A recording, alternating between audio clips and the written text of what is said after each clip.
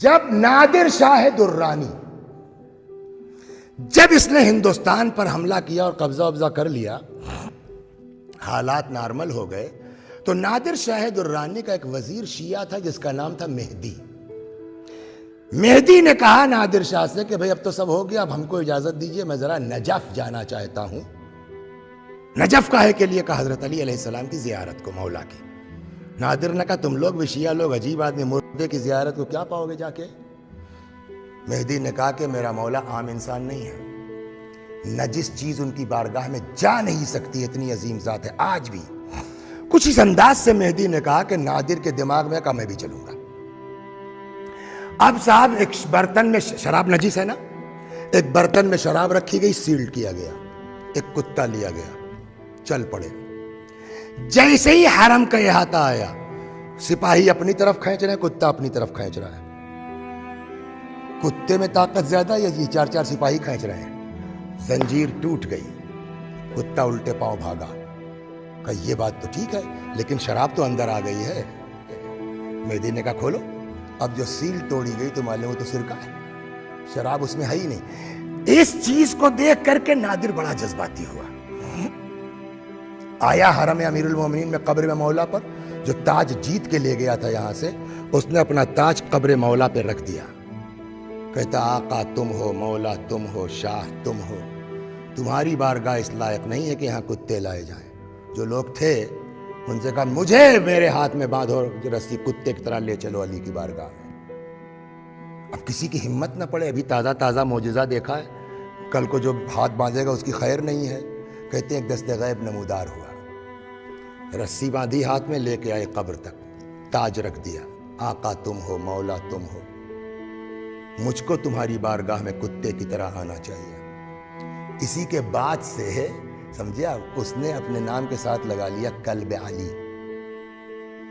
اس کی مہر میں یہی جملہ تھا، کلب آستان علی نادر شاہ قلی۔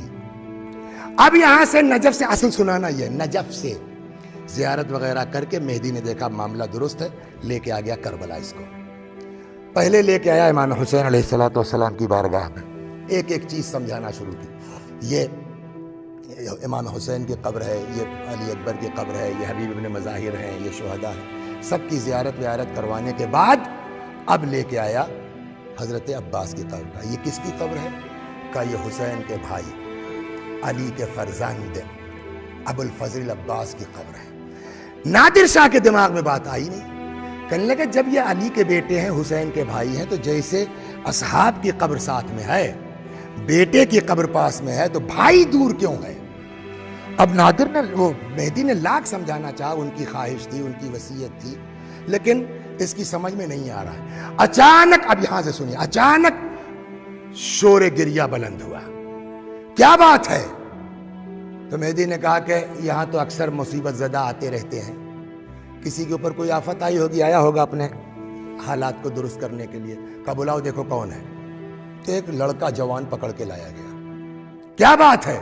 کہنے صاحب ہم کربلا کے پاس کے گاؤں کے رہنے والے ہیں، مجھے دن کی طرح یاد ہے، رمضان المبارک کا مہینہ تھا، رات میں جب یہ مطالعہ کر رہا تھا میں، خدا شاہد اٹھ کے بیٹھ گیا میں پڑھتے پڑھتے کہ کتنے خوش قسمت وہ لوگ ہیں کہ جن کے یہاں اتنی اچھی رسمیں پائی جاتی ہیں۔ سنائیں آپ کو، کہا ہم لوگ کربلا کے پاس کے گاؤں کے رہنے والے ہیں، ہمارے یہاں رسم یہ ہے کہ جب شادی ہوتی ہے تو دولہا دلہن کو سیدھے گھر لے کے نہیں جاتا، پہلے رخصت کرا کر کے باوفا کی بارگاہ میں ہم لوگ آتے ہیں، یہاں ایک دوسرے سے وفاداری کا عہد و پیمان کرتے ہیں، اس کے بعد اپنے گھر جاتے ہیں۔ میری بھی شادی ہوئی تھی، گاؤں کی رسم کے مطابق میں اپنی بیوی کو لے کے گھر کے لیے، کربلا کے لیے آ رہا تھا کہ راستے میں ڈاکوؤں نے حملہ کر دیا، سارا مال و اسباب جو لوٹا وہ تو لوٹا ہی، میری بیوی کو بھی اٹھا کے لے کے چلے گئے۔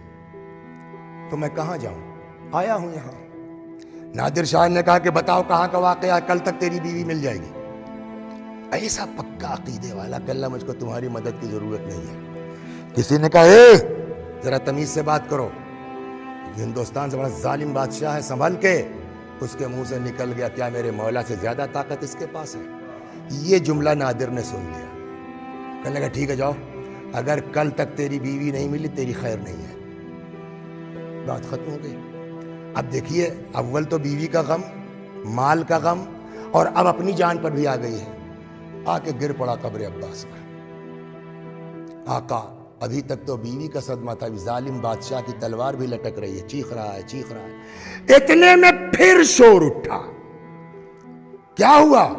پتا چلا کہ صاحب جو ہے وہ لگتا ہے اس کی بیوی آ گئی ہے، اس لیے کہ وہ ایک عورت کا ہاتھ پکڑے عباس کی قبر کا طواف کر رہا ہے اور شکریہ ادا کر رہا ہے۔ نادر نے کہا بلا لاؤ۔ آئے، اب اس کی بیوی پوچھے بتاؤ قصہ کیا ہوا؟ تو جہاں تک اس نے سنایا تھا اس نے بیوی نے بھی سنایا۔ اس کے بعد وہ کہتی ہے کہ جب ڈاکوؤں نے حملہ کر لیا، مال و اسباب لوٹ لیا، مجھ کو بھی لے کے چلے، تو اب تو میں کسی سے کچھ فریاد کر نہیں سکتی۔ جب کچھ نہیں سمجھ میں آیا تو میں نے وہیں سے رخ کیا کربلا کا۔ بات نکلی تھی، میں نے چھیڑا مانگنے کا سلیقہ۔ کیا کہہ کے مانگا معلوم ہے؟ اے سقائے سکینہ میری مدد کرو، نہیں۔ اے باب الحوائج میری مدد کرو، نہیں۔